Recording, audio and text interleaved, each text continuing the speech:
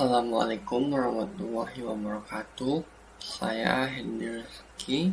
Di sini saya akan menjelaskan tugas fine tuning. Nah, di sini langsung saja. Di sel pertama ini adalah sel untuk menginstalasi dependensi. Di sini ada dependensi dataset, accelerate, path, bits and bytes, pandas, dan gradio. Nah, fungsi dari library ini adalah untuk menjalankan model Qwen 3 nantinya untuk melakukan fine tuning LoRa dan nanti membuat UI Gradio. Nah, kita lanjut ke yang sel kedua.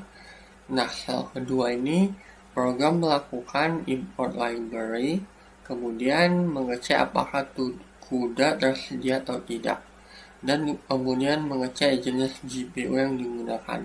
Di sini kita menggunakan GPU SLT4. Mengapa kita menggunakan SLT4? Hal ini penting karena fine tuning model bahasa membutuhkan resource yang cukup besar. Nah, kita lanjut ke sel yang ketiga. Di sini adalah sel untuk mengupload 3 CSV dataset yang sudah diberikan, dan di sini tempat untuk menguploadnya. Kemudian di sini outputnya akan menampilkan nama filenya, kemudian datanya berapa. Kemudian di sini dia dibagi menjadi tiga format, yaitu sistem, user, dan asisten.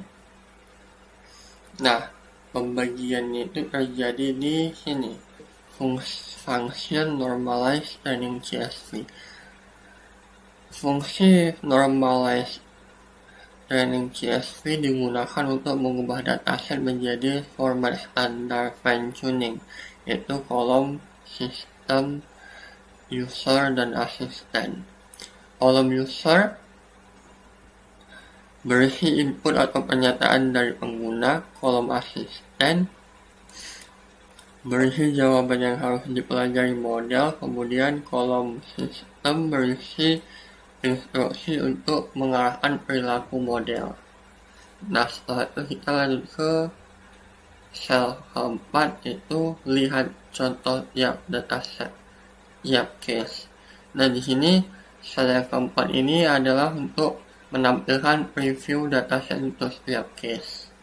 Dan di sini ada case 1, ini dataset case 2, dan di sini ada dataset case 3. Dan di sini kolom-kolom yang sudah dibagi yaitu user, asisten, dan sistem.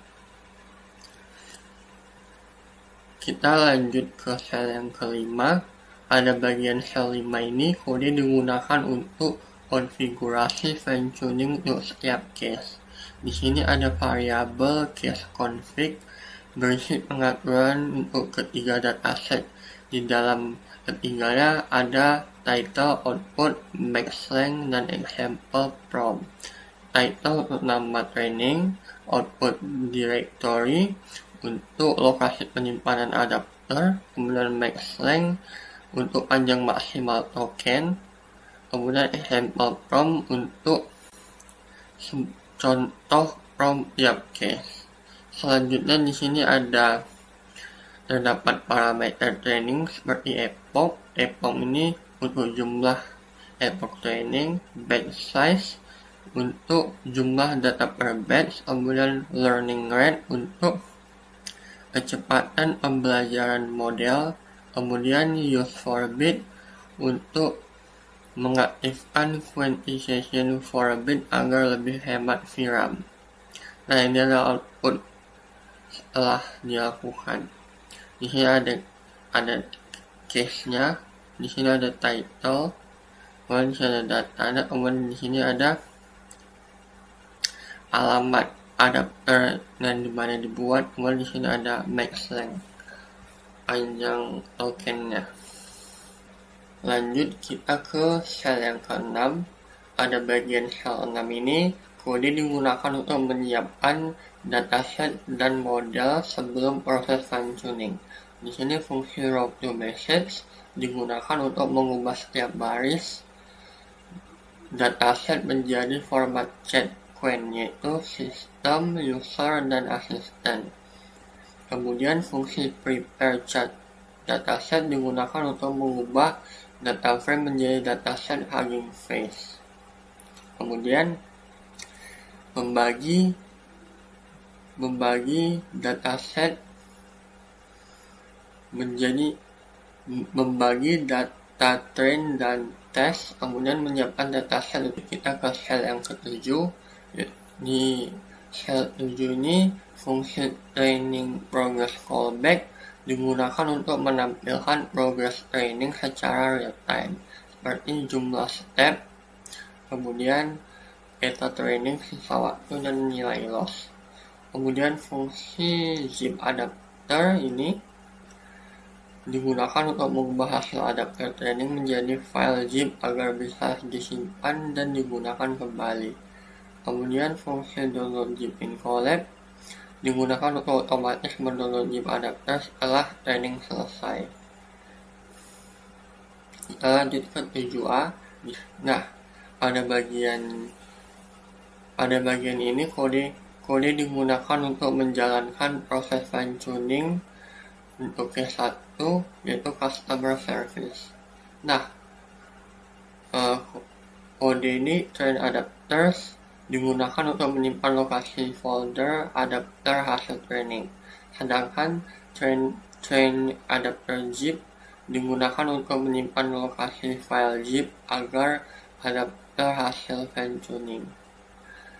Kemudian train one case digunakan untuk memulai training model untuk dataset customer service. Nah, saat kode dijalankan, notebook akan load model Qwen3, kemudian load dataset, kemudian menjalankan fine tuning. Dan di sini hasil trainnya, saya sudah melakukan trainnya. Di sini training K1 selesai dalam waktu 1 jam 35 menit. Begitu juga untuk case 2 sama, code-nya case 2 dan case 3 sama. Nah, kemudian kita lanjut ke sel yang ke-8, yaitu sel mengupload file adapter zip yang sudah kita dapat dari training case 1, 2, dan 3.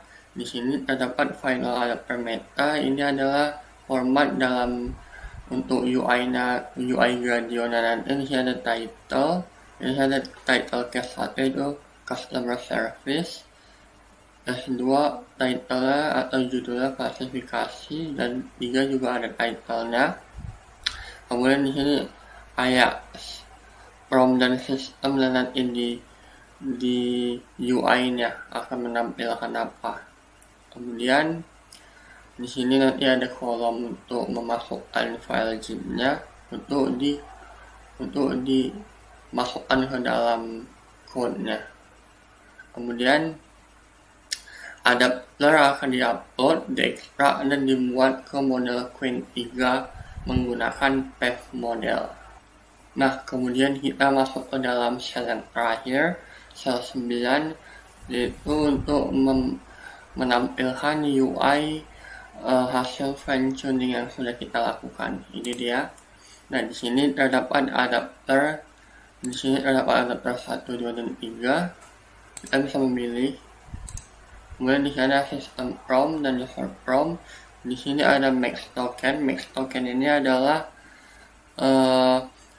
token yang digunakan untuk menentukan panjang maksimal jawaban yang dihasilkan model. Kemudian di sini ada temperature, yaitu digunakan untuk mengatur tingkat kreativitas jawaban model. Top P adalah